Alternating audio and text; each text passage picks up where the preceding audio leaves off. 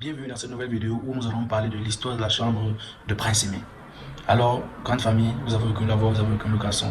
C'est Iskram 237, votre chroniqueur de depuis longtemps.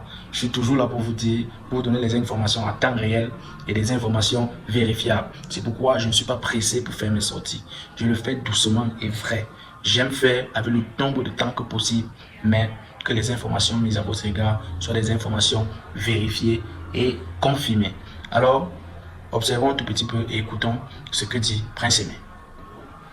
Alors, pourquoi les gens veulent toujours rentrer dans ce qui n'est pas détourner l'opinion publique du vrai débat? On dit qu'on m'a logé à Santa Barbara, j'ai refusé. Moi, je vais maintenant vous raconter l'histoire de la chambre.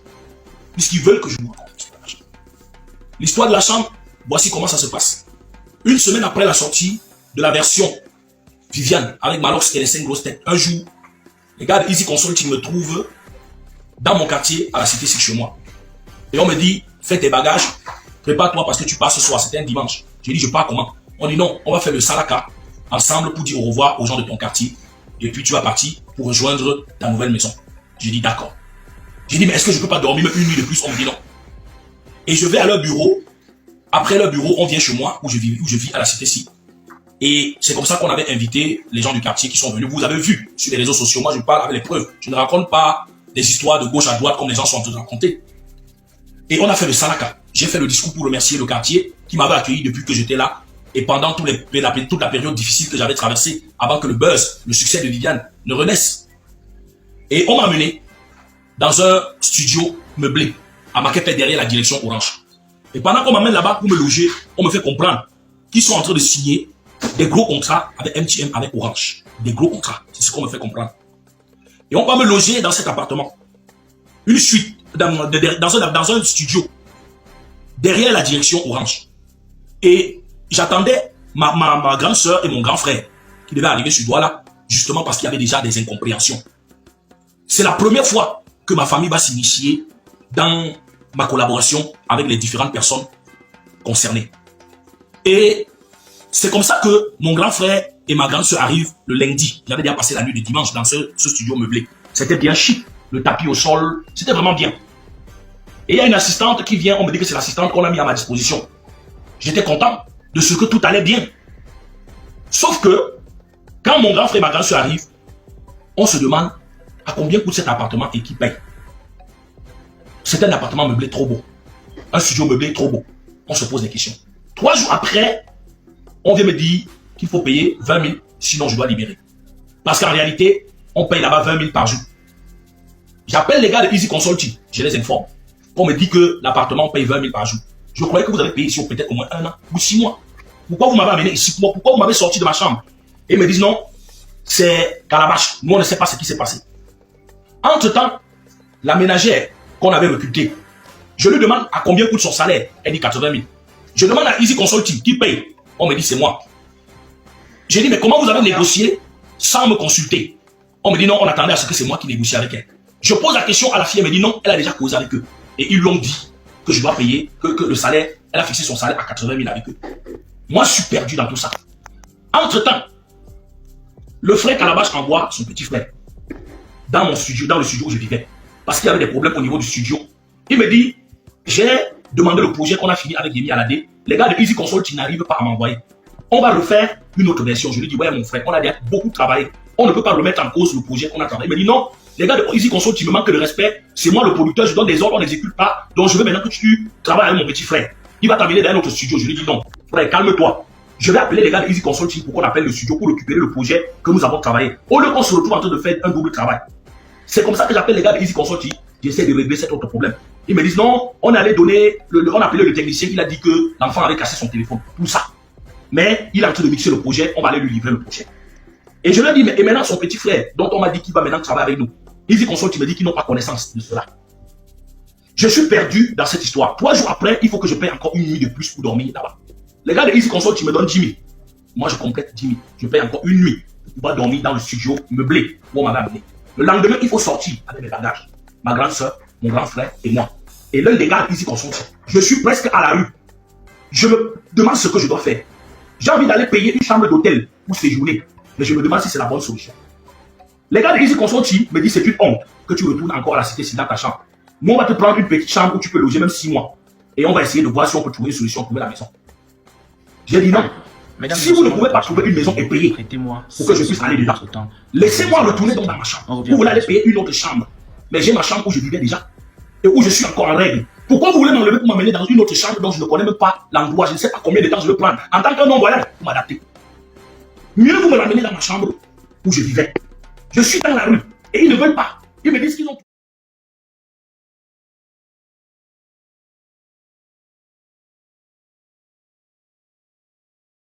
Créé le 12 janvier 2005 sous le nom INSAM, l'Institut supérieur des affaires et du management connaîtra une mutation en 2012 et devient l'IUES INSAM, Institut universitaire et stratégique de l'estuaire, qui fait aujourd'hui la fierté de l'Afrique et en particulier du Cameroun. Première nationale au BTS 2019, l'IUES INSAM confirme sa notoriété et son leadership au Cameroun. L'IUES, c'est 4 grandes écoles reconnues mondialement, l'Institut supérieur des affaires et du management INSAM, l'Institut supérieur des technologies de l'estuaire ISTE, l'Institut supérieur des sciences appliquées à la santé, ISAS, et l'école de formation du personnel sanitaire, EFSA. L'établissement est logé dans 7 campus à travers le Cameroun, à Douala, Yaoundé et Bafoussam, puis à Libreville au Gabon. L'IUE. Vous notre maison à l'enfant, mais c'est moi qui dois payer. J'ai dit, mais ça ne va pas. Vous m'avez sorti de ma chambre, pourquoi? On était dans la rue, on était dans un taxi, on ne savait pas où aller. J'ai dû hausser le temps qu'on me ramène dans ma chambre. Je n'avais pas où dormir, je n'avais plus où aller. J'étais sorti de ma chambre, heureusement que je n'avais pas pris tous mes bagages, mais le logement dont on avait dit qu'on avait pris pour moi, le logement dont on avait prétendu assurer pour moi, je venais de quitter le logement et me retrouver dans la rue. C'est comme ça que finalement je suis rentré dans ma chambre. Je suis retourné dans ma chambre. Frères et sœurs, peuple camerounais, peuple africain, comme ils veulent que je vous dise la vérité, je vous dis la vérité. Quelques semaines après, ils sont revenus. Le même modèle. On a trouvé ta chambre, on a trouvé une maison. Le producteur a payé 1 an. J'ai dit, ouais, est-ce qu'on ne peut pas aller visiter la maison avant que j'aille m'installer? On me dit, non, prends tes bagages, tu vas chez toi. Je prends mes bagages, mais cette fois, je suis plus prudent. J'ai dit, j'ai eu un dessus pour la dernière fois. Je ne vais pas retomber dans le même coup 2 fois. Je prends des bagages minimes. Je prends pas assez de bagages. J'arrive là-bas. Et on m'amène dans un studio où les escaliers étaient superposés. Il y a même des escaliers, mais des escaliers quand même praticables. Pour un non-voyant comme moi, les escaliers étaient superposés. Il y avait des rigoles où vous pouvez tomber à l'extérieur, des trous partout. Vous pouvez aller vérifier. Je suis prêt à me mettre à la disposition de ceux qui veulent mener les enquêtes, les investigations, pour savoir si je dis la vérité. Ces escaliers-là, quelqu'un qui ne voit pas peut glisser à tout moment et se fait mal. Des contours tels que vous ne pouviez pas facilement partir seul de l'extérieur pour votre chambre. Tellement difficile de partir seul de la chambre pour quelqu'un comme moi jusqu'à l'extérieur. Je leur ai dit au gars de Easy Consulting le même soir que je ne peux pas vivre ici. Un isoloir, même l'oiseau là-bas ne chante pas. Aucune moto ne passe. Même pour trouver une personne à qui vous pouvez demander un renseignement, c'était difficile. Un endroit vraiment bizarre. Loin derrière Santa Barbara au fin fond. J'ai passé une nuit, le lendemain, j'ai appelé certains petits, je leur ai dit, s'il vous plaît, prenez un taxi. Quand ils ont pris même le taxi, ils se sont égarés. Pour arriver à moi, c'était difficile. J'ai eu la chance qu'une de ces rares personnes passait par là, j'ai signé sur lui. C'est lui qui m'a aidé à renseigner les personnes que j'ai demandé, dont j'ai appelé pour venir me chercher. On est venu, j'ai pris mes bagages et j'étais dans le taxi. J'ai dit, ramenez-moi à ma chambre, là où j'étais. Parce que c'est au moins pratique pour moi d'aller de là jusqu'à l'extérieur. Pour que je retrouve la barrière pour sortir de la chambre, pour trouver la barrière, j'ai passé 45 minutes. Et je n'ai trouvé personne à qui je pouvais demander des renseignements, de l'aide. Et c'est comme ça que finalement je suis sorti. De là, j'ai dit ramenez-moi à ma chambre. Les gars de Easy Consulting m'ont demandé qu'est-ce qui se passe. Je leur ai dit, je vous avais dit que je ne pouvais pas vivre là-bas. Comment vous pouvez trouver une maison où vous prenez l'engagement sans au préalable m'amener pour que je puisse visiter la maison et confirmer si la maison m'intéresse et me plaît, si la maison je peux vivre là-bas ou non. Vous-même qui voyez, peuple camerounais, peuple africain, être humain de bon sens, vous pouvez même vous qui voyez aller intégrer et loger dans une maison dont vous n'avez pas au préalable visité et déterminer si ça elle vous convient ou non. Voilà la situation dans laquelle je me suis retrouvé et j'ai été obligé de retourner à ma chambre. Et les gars de Easy Consulting m'ont dit après qu'ils ont récupéré l'argent et qu'ils ont déjà envoyé à Waxday. Sauf que quand on a demandé à Waxday, Waxday a dit qu'il n'avait pas vu l'argent. Les gars de Easy Consulting ont écrit, avant même que je ne fasse ma sortie, que Waxday a dit qu'il a dépensé 20 millions sur moi. Que ma chaîne YouTube est la propriété de Calabash. Est-ce que c'est moi qui avais écrit ça? C'est les gars de Easy Consulting. Les gars de Easy Consulting m'ont dit que Waxday a dit qu'ils ont demandé des comptes à Waxday et Waxday leur a dit qu'il n'a pas de comptes à rendre aux individus. Et qu'ils ne veulent pas lui donner les comptes et qu'il les fuit parce qu'il sait qu'ils connaissent la vérité. Est-ce que c'est moi? Les gars de Easy Consulting ont appelé ma grande sœur pour lui dire qu'ils étaient sur le point de résilier leur contrat. C'était avant que je n'aille à Yaoundé pour le spectacle d'Orange. Qu'ils vont résilier le contrat avec moi. Et après, ils ont envoyé un message pour me dire que le pourcentage est monté. Je leur ai demandé si on touche de l'argent dans une entreprise dont on est démissionnaire. Quand on menace de quitter une entreprise ou quand on veut quitter une entreprise, est-ce qu'on doit chercher encore à toucher le prochain salaire? C'est ce que je leur ai demandé. Ma soeur Lolita parle aujourd'hui que je suis monté, je suis descendu, je berne les gens, je suis un handicapé qui dérange. Pourquoi il n'y a que moi qui dérange les gens? Je ne dérange personne. Malheureusement, je suis le ding-dong de tous les coups. Et chacun on fait de moi ce qu'on veut parce que je suis dans une situation de faiblesse et de vulnérabilité. Mais un jour, ça va finir. Je n'ai rien fait de mal. C'est moi qu'on opprime dans cette histoire. Et je suis prêt à me mettre à la disposition de ceux qui veulent faire des investigations. Quant à ce que ma carrière se détruise, je m'en fous, je n'ai rien à perdre, je n'ai rien à gagner. J'ai déjà tellement vu de choses dans ma vie. J'ai déjà tellement vécu de choses dans ma vie. Et je suis rentré dans ma chambre. Avec un lit que j'ai donné 45 000 francs au gars de Easy Consulting pour acheter. Ils sont allés acheter un lit que quand je suis arrivé dans la cité, tous mes voisins ont crié que quel est ce genre de lit? Ça n'a même pas un lit de 25 000 francs. Tout le monde a crié qu'allez le remettre. J'ai appelé les gars d'Easy Consulting, ils nous ont envoyé là où on avait acheté le lit. Les gens ont dit qu'ils ne reconnaissent pas avoir vendu un lit après CV. On a demandé qu'on amène le lit dans leur bureau. On a amené le lit dans leur bureau. Ils ont dit qu'ils vont venir changer le lit, qu'on vient remettre le lit. On est venu mettre le lit à l'extérieur de ma chambre. Ça fait plus d'un mois. Peuple camerounais, peuple africain, le lit là est toujours ici, à l'extérieur de ma chambre. Personne n'est venu changer le lit. C'est un faux lit qu'ils ont pris 45 000 pour acheter. Quand on les a interrogés, ils ont dit que c'est moi qui avais demandé qu'on me donne le lit de 45 000. Mais c'est moi qui payais. J'ai dit le lit de 45 000, mais c'était pas pour qu'on choisisse n'importe quel lit. Qui voit à la place de l'autre? Qui était censé choisir? On dit que je me joue de mon handicap pour berner les gens. C'est terrible. Maman Lolita, tu es une femme qu'on respecte. Il ne faut pas défendre la honte. Ne défends pas la honte. Donc toi-même tu auras honte demain de la honte que tu as défendue. Je suis ton petit frère, j'ai beaucoup de respect pour toi. J'ai beaucoup d'amour pour toi. Mais tu tiens des propos qui ne sont pas à leur place. Tu dois dire la vérité au peuple camerounais, que je suis opprimé. Que ces gens me libèrent pour que je puisse sortir une nouvelle chanson parce que je ne peux pas reprendre les mêmes personnes pour recommencer. Sinon on aura les mêmes résultats.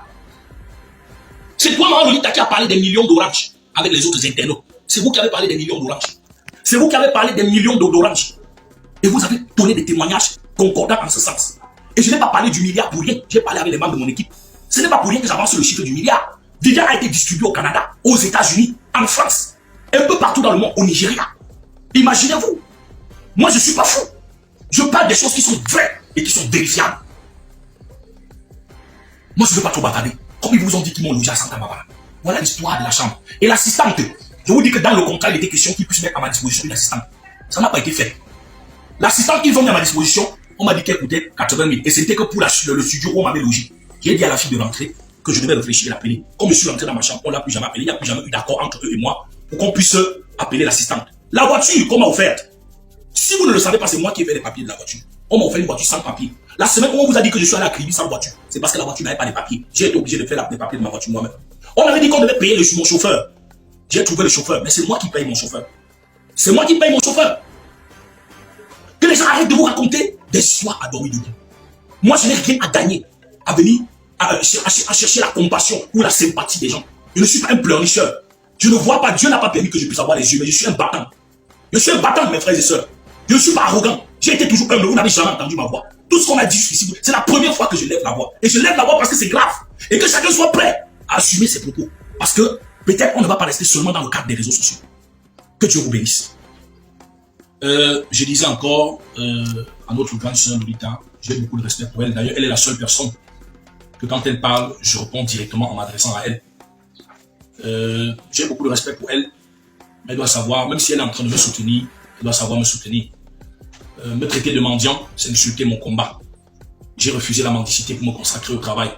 Et je suis au service de la musique camerounaise depuis plus de 21 ans. Et avant ça, j'ai joué dans les rues partout au Cameroun, que ce soit à Yaoundé, à Douala ou dans d'autres régions du Cameroun.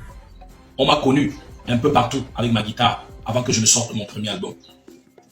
Et j'entends, on parle tellement de la reconnaissance. Mais je me demande de quelle manière faut-il être reconnaissant. Est-ce que la reconnaissance signifie qu'on doit devenir sujet de quelqu'un? Ou alors qu'on ne doit plus avoir sa propre vie? On parle d'un grand frère qui m'a donné un coup de main à un moment donné aussi de la vie. Mais quand il était au Cameroun, je lui ai exprimé ma reconnaissance à ma manière. Et je n'ai pas besoin de crier en mon dos vision pour dire ce que j'ai fait. Il a fait ce qu'il a pu faire et moi aussi, en retour, j'avais exprimé ma reconnaissance à ma... Je dis, bro, quand tu loues comme ça, tu ne peux pas t'abonner, mon frère. Abonne-toi encore. Abonne-toi pour ne plus rater aucune de mes vidéos. Mon frère, ma soeur, merci de t'abonner. Lâchez un pouce bleu et surtout de lâcher un commentaire pour m'encourager à faire des prochaines vidéos. Ciao.